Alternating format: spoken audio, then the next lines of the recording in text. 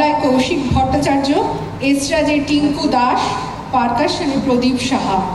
আর ভাষ্য রচনায় রয়েছেন আমাদের পরম শ্রদ্ধেয় শ্রীযুক্ত পূর্ণেন্দু বসু।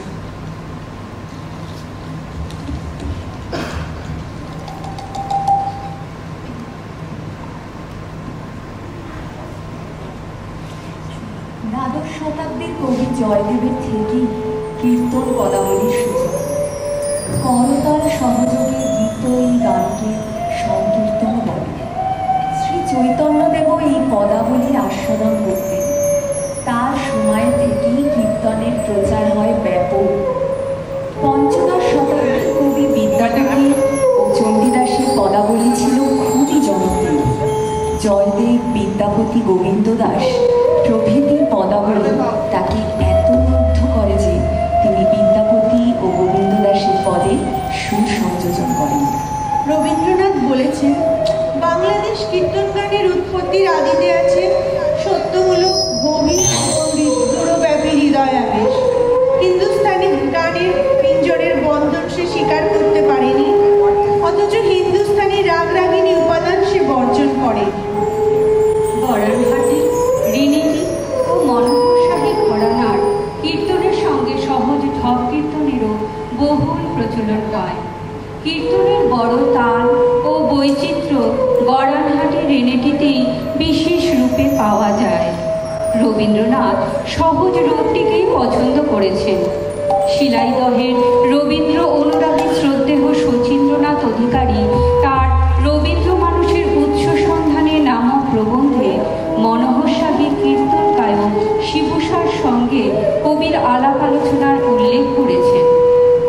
1291 বঙ্গাব্দে আমি জেনে শুনে তবু ভুলে আছি ও মাঝে মাঝে তবু দেখা পাই গান দুটি রচিত।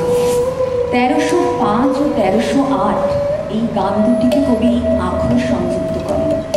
1293 বঙ্গাব্দের মাঘোৎসবে কবি কীর্তনাঙ্গের একটি ব্রহ্মসঙ্গীত রচনা করে গেয়ে শোনালে মহর্ষি দেবেন্দ্রনাথ তাকে 500 টাকা পুরস্কার প্রদান করেন।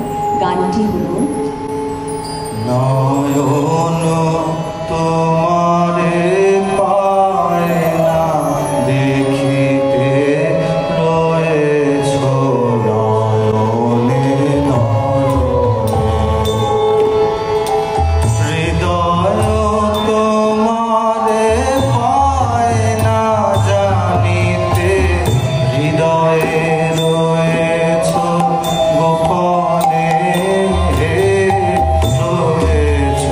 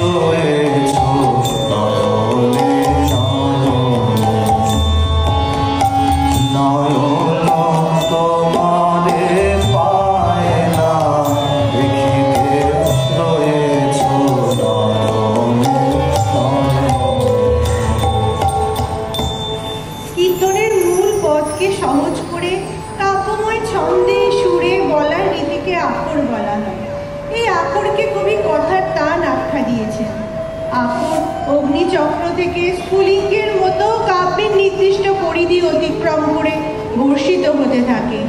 1305 থেকে 1308-এর মধ্যে